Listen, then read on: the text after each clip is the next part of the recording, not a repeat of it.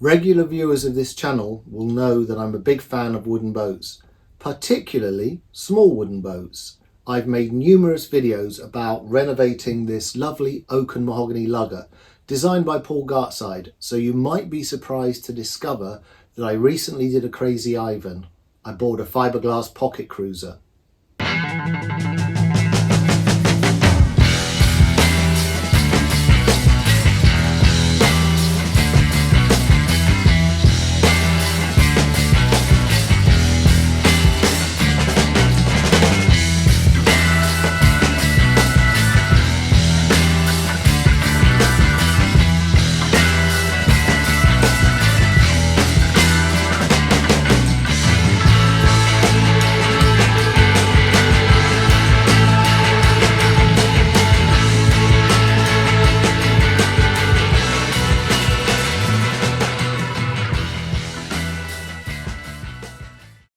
I'll explain why I defected to fiberglass, but first let's take a look at the new boat.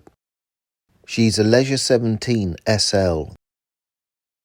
Designed by Arthur Howard and first built by Cobra Mould in 1967 for the Earls Court Boat Show, the Leisure 17 is a little British classic. The SL version was a 1975 redesign by Cobra Mould's founder Brian Mearlew. Same hull, but with a new wedge-shaped coach roof giving a more modern look and a larger cabin. The SL is the more sought-after of the two variants. My boat, currently demasted and sitting on its trailer in the front garden, was built in 1980. She's in pretty good condition for a 46-year-old boat. For a specification deep dive, the Owners Association website has everything you need, but let me give you the essentials. She measures 17 feet overall, 5.18 meters, with a beam of 7 feet, 2.13 meters, and she displaces 1,475 pounds, 670 kilograms. The hull is one-piece moulded fiberglass with skeg-mounted rudder and cast-iron twin bilge keels, which gives her a draft of only 2 foot 2 inches, 65 centimeters.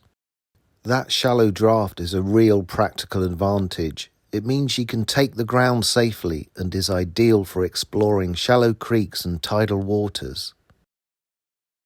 She's a masthead sloop with an aluminium mast and roller reefing boom, stainless steel shrouds, a single forestay and split twin backstay.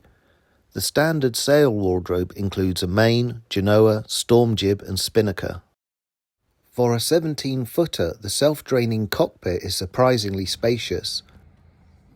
And the large transom locker means that I can keep a lot of stuff safely stowed away. Up forward, a self-draining anchor locker sits neatly in the pulpit, with a bow roller to feed the chain and warp through. Down below, the cabin is surprisingly spacious. The standard layout gives you 4 full-length berths, 2 up front and 1 either side toward the rear.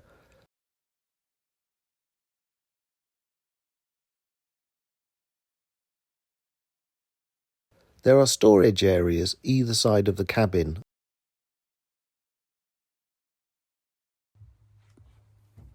And space for a chemical or composting toilet. Realistically, 4 people sleeping aboard would be a squeeze, but 2 adults and all their gear would be perfectly comfortable. Hidden beneath where cushions would normally be located is even more locker space. The keel bolts look like they're in good condition.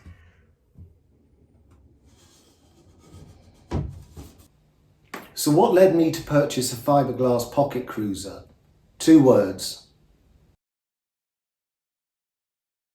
We live just over 50 miles from where we sail at Del Quay on the south coast of England. Jane was beginning to get frustrated with the time taken to tow the boat, get it in the water, park the car and the trailer, then do it all in reverse at the end of a day's sailing.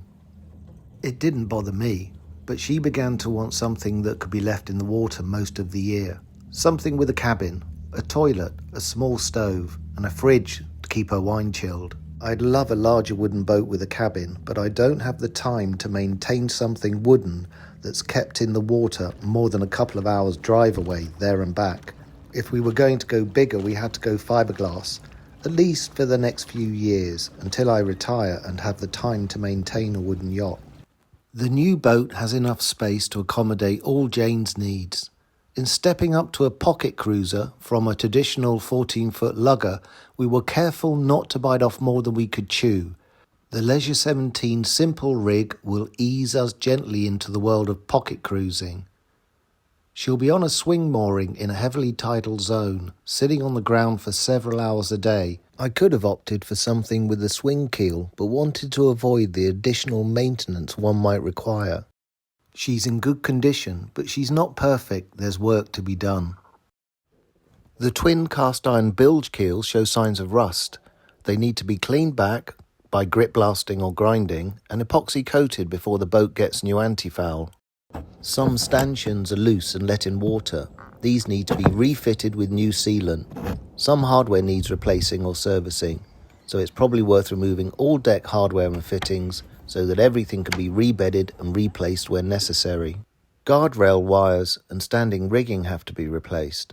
I should probably swap out the cockpit drains and old brittle hoses that lead out through the hull and fit new drains with shut-off valves. The impeller is seized and the NASA Clipper Duet looks like it's seen better days. I'll think about replacing these with a GPS-based chart plotter. I also think she needs all new electrics, battery, and a solar charging system. There's a fair bit of work to do, but she's a sound and very capable boat. Don't let her size fool you. This little boat is tougher than she looks. Her offshore credentials were cemented back in the late 60s when German sailor John Adam crossed the Atlantic, sailing from England to the Caribbean in one of the very first Leisure 17s. The boat is capable of much more than day sailing. Once she's fixed up and in the water, I have the feeling Jane and I are in for a few adventures.